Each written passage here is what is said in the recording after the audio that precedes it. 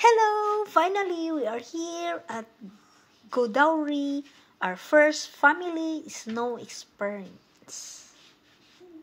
Maganda pala magpunta dito sa ganitong weather nila kasi hindi na masyadong makapal yung snow, hindi na masyadong malamig, hindi na kami naka-jacket, naka-cap, kasi hindi na siya masyadong malamig. Carry na yung lamig. Pero kailangan pa rin magbutas, mag-snow yung shoes, tsaka mag-gloves. Lalo na pa yung mga maliit pa yung mga batuta namin. Ganda siya kasi hindi na masyadong malamig. Carry na yung lamig. Nag-enjoy pa rin sila sa snow. Di na nagamit yung dinala naming mga pang-snow. Akala namin magamit pa pero okay lang. Marang bisis din kami na stuck sa snow. Ang kapal din sa may bandang gitna. Finally, natuloy din kami after 5 years of manifesting. Kasi na-experience ang dalawang batuta. Kasi last time, sabi ni Daddy, mag-White Christmas kami nung si Diyos pa. Di natuloy kasi. Di natuloy. Tapos, nasundan ni Lance. Nagplano din kami. Hindi din natuloy kasi maliit pa si Lance. Tapos, nung nagplano kami magpunta na sundan ni Bunso.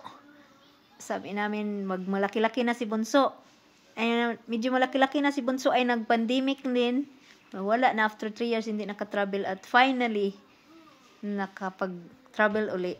Sulit siya in God's will kasi na first experience ng dalawang bata at sa kuya. So, worth it yung first snow namin kasi first adventure as family of 5, international adventure. Family of 5, 5 na kami. At least, na ano yung ng dalawang bata. Enjoy watching! Thank you for watching! This is our first snow experience at Godauri, Georgia. Thank you for watching! Bye for now! Worth it yung pagpunta dito kasi di siya masyadong malamig, di na masyadong makapal yung snow. Napakaganda. Kasi pa spring na, yun o, hindi na masyadong makapal.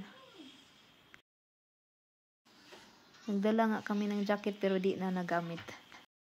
Di na din kami nagkap kasi carry lang yung ano, parang nasa duha lang yung lamig niya. Or sa Baguio.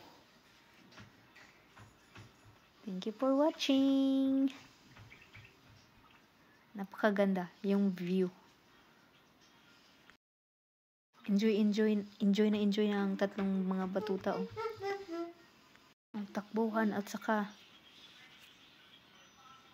yan. Enjoy sila. Kahit malayo, worth it yung pagpunta. Challenging yung daan, paikot-ikot, paba, tataas. Pero ang ganda ng mga view. Enjoy si Bunso. Tinitikman pa nga yung ice. Ice cream daw. Thank you, Lord, for your guidance and provision. For the safe flight going here.